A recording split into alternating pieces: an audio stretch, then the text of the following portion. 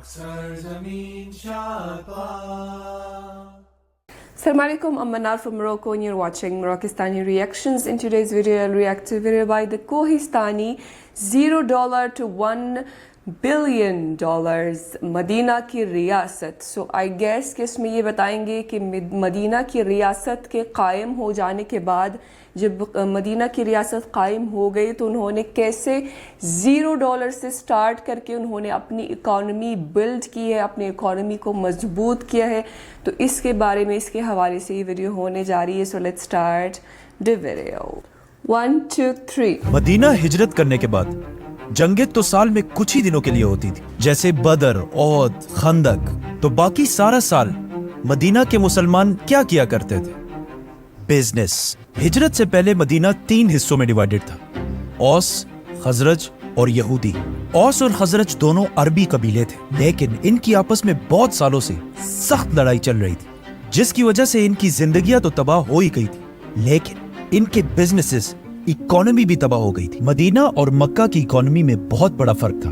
मक्का पूरे अरब में काबा और अपनी लोकेशन की वजह से, मतलब अरब के सेंटर में होने की वजह से, अरब के सबसे रिचेस्ट शहरों में से एक था. लेकिन मदीना ज्यादातर ज़रात, एग्रीकल्चरल इकोनॉमी थी, जिसकी वजह से मक्का के मुकाबले में मदीना की इकोनॉमी बहुत छोटी थी. लेकिन इस छोटी सी इकोनॉमी में भी बहुत बड़ा मसला ये था कि अगर औस कबीला मदीना में बाजार बनाता तो खजरज वहां से कोई चीज नहीं खरीदते थे, और अगर खजरज कबीला बाजार बनाता तो औस.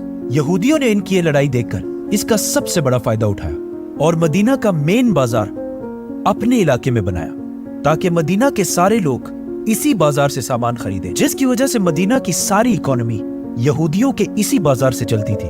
और मदीना की इकोनॉमी का सारा कंट्रोल सिर्फ यहूदियों के पास, और वो हमेशा कोई ना कोई साजिश जरूर करते रहते हैं कि अरबियों की आपस में ये जो लड़ाइयां चल रही है ये कभी खत्म ना हो, क्योंकि यहूदियों को पता था कि अगर औस और खजरज की आपस में ये लड़ाई खत्म हो गई तो यहूदियों की इकोनॉमी भी टूट जाएगी. रसूलुल्लाह सल्लल्लाहु अलैहि वसल्लम जब मक्का से मदीना हिजरत करके आए तो उनके साथ सिर्फ मक्का के गरीब सहाबी नहीं, बल्कि कुछ बहुत अमीर बिजनेसमैन भी साथ है, जिनमें से top of the line were Abdurrahman bin of और हजरत उस्मान रज़ियल्लाहु तआला अन्हु, जो मक्का के सबसे रिच लोगों में से एक थे, और जिन्होंने अपना सब कुछ मक्का में छोड़कर रसूलुल्लाह सल्लल्लाहु अलैहि वसल्लम के साथ मदीना हिजरत फरमाई. आप सल्लल्लाहु अलैहि वसल्लम के साथ जो लोग मदीना हिजरत करके आए उनके पास रहने की जगह थी और ना कोई बिजनेस. तो आप सल्लल्लाहु अलैहि वसल्लम ने मक्का से आए हुए मुहाजिरीन को मदीना के अंसार के घरों में सेटल किया. अब्दुर्रहमान बिन औफ, जो मक्का के सबसे रिच लोगों में से थे, उनको आप सल्लल्लाहु अलैहि वसल्लम ने मदीना के सबसे रिच लोगों में से एक साद बिन रबी के साथ सेटल किया. साद बिन रबी के पास जो कुछ भी था उसका आधा उन्होंने अब्दुर्रहमान बिन औफ रज़ियल्लाहु तआला अन्हु को देने की ऑफर की, लेकिन अब्दुर्रहमान बिन औफ ने उन्हें कहा कि थैंक यू वेरी मच, लेकिन मुझे इनमें से किसी चीज की जरूरत नहीं, मुझे सिर्फ बाजार का रास्ता दिखाएं. तो वो अब्दुर्रहमान बिन औफ को मदीना के बाजार, यहूदियों के बाजार लेकर आया. वहां उन्होंने देखा कि मदीना की सारी इकोनॉमी का कंट्रोल यहूदियों के पास है, और इस सारी मोनोपोली को एक यहूदी अबू राफे कंट्रोल करता है, जो इस पूरी मार्केट की प्राइसेस सेट करता है, जिससे सिर्फ यहूदियों को फायदा होता है और अरबियों के कारोबार को सिर्फ नुकसान होता है. आप सल्लल्लाहु अलैहि वसल्लम ने मदीना आकर देखा कि यहूदियों ने मदीना की इकोनॉमी को 3 तरह से कंट्रोल कर रखा है. मार्केट, मतलब मदीना की वाहिद मार्केट यहूदियों के कंट्रोल में थी, जो आज तक पूरी दुनिया की मार्केट इन्हीं की कंट्रोल में है. सूद, अगर इकोनॉमी यहूदियों के कंट्रोल में थी तो मदीना के अरब क्यों इसके खिलाफ कोई एक्शन नहीं उठाते थे? क्योंकि यहूदियों ने अरब लीडर्स को सूद पर बहुत ज्यादा कर्जा दे रखा था, जिसकी वजह से अरब लीडर्स इन कर्जों में फंसकर हमेशा यहूदियों के गुलाम रहते थे, जो आज भी सूद की वजह से पूरी मुस्लिम दुनिया इनकी गुलाम है. एंटरटेनमेंट, यहूदियों ने अरबियों को नाच गाने और गेम्स में फंसाया हुआ था, ताकि उनको कभी इन चीजों का एहसास ना हो, जो आज भी पूरी दुनिया की एंटरटेनमेंट इंडस्ट्री इन्हीं की कंट्रोल में है.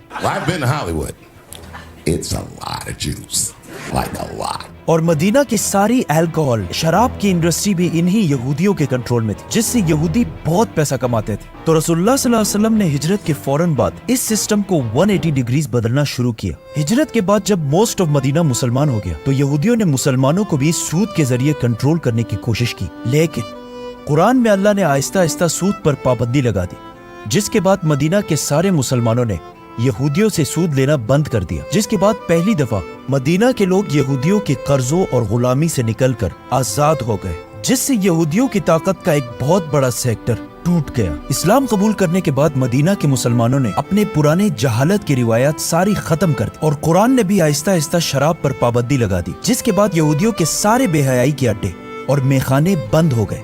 زبردستی نہیں، بس کیونکہ وہاں کوئی مسلمان جاتا ہی نہیں تھا، جس سے یہودیوں کا ایک اور بہت بڑا سورس آف انکم ختم ہو گیا۔ اب آپ صلی اللہ علیہ وسلم کے پاس دو آپشنز تھے، یا تو یہودیوں کے بازار اور پروڈکٹس کا فل فلیج بائیکاٹ کر دیا جائے، اور یا مدینہ میں ایک ایسا نیا بازار بنایا جائے جو میرٹ کی بیسس پر یہودیوں کے بازار کی طاقت کو ختم کر دے۔ تو آپ صلی اللہ علیہ وسلم نے بائیکاٹ نہیں کیا، بلکہ مسجد نبوی کے بالکل قریب ایک نیا بازار بنایا اور جسے آپ صلی اللہ علیہ وسلم خود کنٹرول کرنے لگے، اور اس بازار کو بالکل ماڈرن طریقے سے بنایا گیا، جس میں دکانوں کے درمیان 2 اونٹ یا آج کے زمانے میں 2 گاڑیوں کے گزرنے کی جگہ تھی، جبکہ یہودیوں کا بازار بہت کنجسٹڈ اور ہر ٹائم رش سے بھرا ہوا ہوتا تھا۔ آپ صلی اللہ علیہ وسلم نے اس بازار میں ایک پراپر پولیس سسٹم بھی بنایا تاکہ کوئی کسی پر ظلم نہ کر سکے، اور ساری ٹریڈز کا ایک رجسٹری سسٹم بھی بنایا۔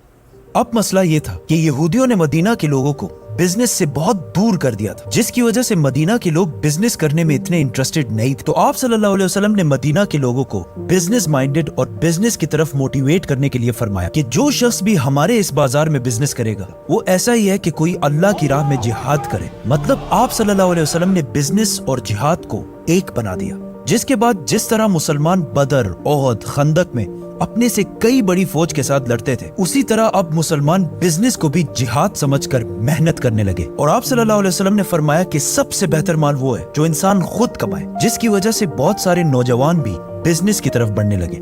اب ایسا ہی ایک بزنس ہے اسلامک ہیبیٹیٹ، جس میں you can find amazing products جیسے کہ ٹریسنگ قرآن، جس سے آپ قرآن سمجھنے کے ساتھ ساتھ عربک لینگویج اور عربک کیلیگرافی دونوں سیکھ سکتے ہیں، اینڈ آلسو یہ امیزنگ دعا کارڈز جن سے آپ سارے امپورٹنٹ دعاؤں کو ہمیشہ یاد رکھ سکتے ہیں۔ Link in the description, check them out.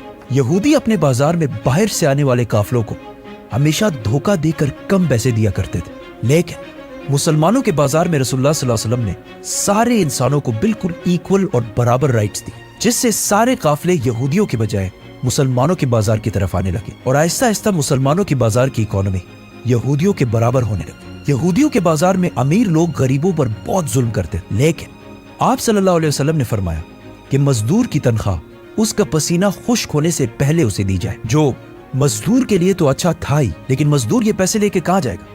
وہ اسی بازار سے کوئی اور چیز خریدے گا، جس کی وجہ سے مسلمانوں کے بازار میں ٹرانزیکشنز بہت تیزی سے ہونے لگی اور لوگوں کے درمیان کیش فلو اس بازار میں بہت تیزی سے بڑھنے لگا، اور آخر مسلمانوں کا یہ بازار یہودیوں سے آگے نکلنے لگا، اور عبد الرحمن بن عوف یہودیوں کے بازار میں ابو رافع کی طاقت ختم کر کے وہاں کے سب سے طاقتور بزنس مین بن گئے، اور اس طرح مدینہ کے مسلمانوں کے پاس یہودیوں سے زیادہ پیسہ آنے لگا۔ لیکن انہوں نے اپنا پیسہ یہودیوں کی طرح جمع نہیں کی، بلکہ اپنے مال سے باقی غریب مسلمانوں کی مدد کی، جیسے کہ حضرت عثمان رضی اللہ تعالیٰ عنہ نے اپنے بزنس کی طاقت سے ایک یہودی سے کنواں خرید کر مدینہ کے مسلمانوں کے لیے پانی بالکل فری فراہم کیا۔ لیکن یہودی یہ سب دیکھ کر بالکل بھی خوش نہیں تھے، کیونکہ پہلے ان کا خیال تھا کہ مسلمان ہمارا کیا بگاڑ لیں گے، ہم ان کو بھی غلام بنا کر اور زیادہ پیسہ کمائیں گے۔ اسی لیے جب مسلمان ہجرت کر کے مدینہ آئے تو یہودیوں نے مسلمانوں کے ساتھ ایگریمنٹ کی کہ وہ مسلمانوں کے خلاف کبھی کسی کا ساتھ نہیں دیں گے، لیکن جب انہوں نے دیکھا کہ مسلمانوں نے ان کی اکانومی کو کرش کر دیا تو انہوں نے کچھ ہی سال بعد خندق کی جنگ میں مسلمانوں سے کیا ہوا ایگریمنٹ توڑ دیا اور مسلمانوں کے خلاف مکہ والوں کا ساتھ دیا، جس کے بعد مسلمانوں نے انہیں سزا بھی دی، اور اس طرح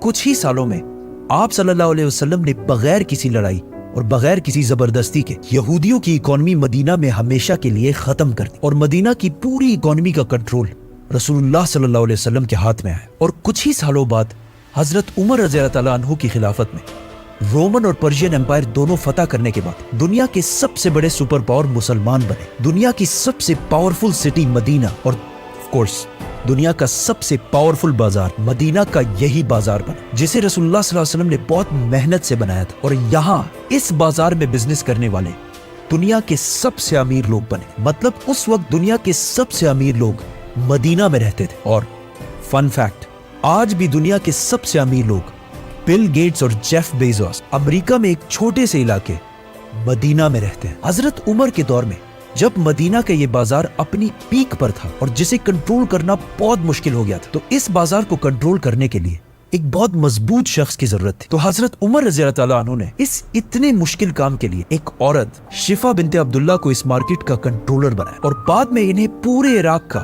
ہیلتھ منسٹر بھی بنایا گیا. وچ مینز مسلمانوں کی اس عظیم خلافت کی ایڈمنسٹریشن میں عورتوں کا بھی بہت امپورٹنٹ رول تھا. آہستہ آہستہ مدینہ کے اس بازار سے لوگ پوری دنیا میں پھیل گئے اور انہی رولز اور پرنسپلز پر بزنس کرنے لگے جو انہیں رسول اللہ صلی اللہ علیہ وسلم نے سکھائے تھے, جس سے دنیا کے بہت سارے لوگ انسپائر ہو کر اسلام کی طرف آنے لگے. جیسے کہ آج دنیا کا سب سے بڑا اسلامی ملک انڈونیشیا صرف مسلمان بزنس مین سے انسپائر ہو کر مسلمان بنا. آج بھی یہودیوں نے پوری دنیا کو انہی 3 طریقوں سے اپنے کنٹرول میں کر رکھا ہے اور جسے توڑنا رسول اللہ صلی اللہ علیہ وسلم کی سب سے بڑی سنتوں میں سے ایک ہے. Islamic habitat, link in the description.